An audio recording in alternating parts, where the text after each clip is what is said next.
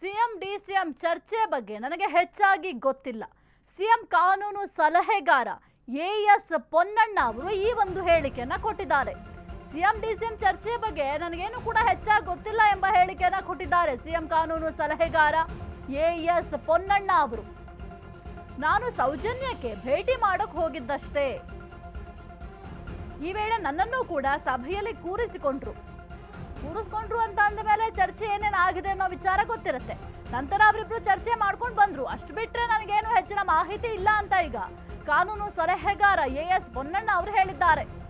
ನಿಮಗೆ ಎಷ್ಟು ಗೊತ್ತಾ ಅಷ್ಟೇ ನನಗೂ ಗೊತ್ತಿರೋದು ಎಂಬ ಹೇಳಿಕೆನ ಕೊಟ್ಟಿದ್ದಾರೆ.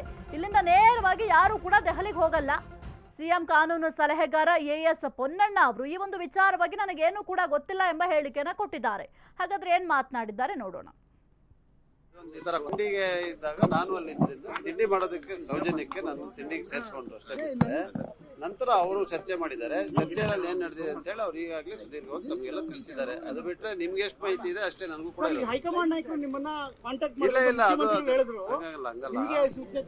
ಹಂಗಲ್ಲ ನಾನು ಸಾಹೇಬ್ ಜೊತೆ ಇರ್ತೀನಲ್ಲ, ಫೋನ್ ಕೊಡಿ ಅಂತ ಹೈಕಮಾಂಡ್ ನವರು ಜೊತೆಗೆ ಇರ್ತೀನಲ್ಲ, ಅದಕ್ಕೆ ದೂರವಾಣಿ ಕೊಡಿ ಅವ್ರಿಗೆ ಅಂತ ಹೇಳಿ ಫೋನ್ ಮಾಡಿದ್ರು. ಬಿಟ್ರೆ ಬೇರೆ ಏನು ಇಲ್ಲ. ಒಂದನೇದು. ಎರಡನೇದು ಕೂಡ ಅಲ್ಲಿ ನಾನು ಕೂತಾಗ ಸ್ಟೇಜ್ ನಲ್ಲಿ ಡಿಸಿಎಂ ಸಾಹೇಬ್ರು ನನಗೆ ಹೇಳಿದ್ರು ಇದೊಂದು ಈ ತರ ಕೋರ್ಟ್ ಇದೆ ಅಂತ ಯಾರೋ ಹೇಳಿದ್ದಾರೆ ಅಂತ ಹೇಳುವಂತದ್ನ. ಅದಕ್ಕೆ ನಾನು ಈಗ ಪೊನ್ನಣ್ಣ ಅವ್ರಿಗೂ ಹೇಳಿದ್ದೀನಿ ಅದನ್ನ ಅಂತ ಹೇಳಿದ್ರು. ಬಿಟ್ರೆ ನೀವು ವಿಶ್ಲೇಷಣೆ ಮಾಡ್ತಾ ಇದ್ದೀರಿ, ಬೇರೆ ಇಲ್ಲ. ಡೆಲ್ಲಿಗೆ ಹೋಗೋ ಕಾರ್ಯಕ್ರಮ ಇಲ್ಲ. ಈಗ ಬೆಳಗಾಂ ಅಲ್ಲ, ಈಗ ಎಲ್ಲಿ ಅಂತ ಕಾರ್ಯಕ್ರಮ ಇವಾಗಿಲ್ಲ. ಈಗ ಎಲ್ಲ ಚರ್ಚೆ ಕೂಡ ಬೆಳಗಾಂ ಅಧಿವೇಶನ ಯಾವ ರೀತಿ ನಡಿಬೇಕು ಅಂತ. ತಿಂಡಿಗೆ ಇದ್ದಾಗ ನಾನು ಅಲ್ಲಿ ತಿಂಡಿ ಮಾಡೋದಕ್ಕೆ ಸೌಜನ್ಯಕ್ಕೆ ನಾನು ತಿಂಡಿಗೆ ಸೇರಿಸ್ಕೊಂಡ್ರು ಅಷ್ಟೇ ಬಿಟ್ಟರೆ ನಂತರ ಅವರು ಚರ್ಚೆ ಮಾಡಿದ್ದಾರೆ. ಚರ್ಚೆಯಲ್ಲಿ ಏನ್ ನಡೆದಿದೆ ಅಂತ ಹೇಳಿ ಅವ್ರು ಈಗಾಗಲೇ ಸುದೀರ್ಘವಾಗಿ ನಮಗೆಲ್ಲ ತಿಳಿಸಿದ್ದಾರೆ. ಅದು ಬಿಟ್ರೆ ನಿಮ್ಗೆ ಎಷ್ಟು ಮಾಹಿತಿ ಇದೆ ಅಷ್ಟೇ ನನಗೂ ಕೂಡ ಇಲ್ಲ. ಇಲ್ಲ ಅದು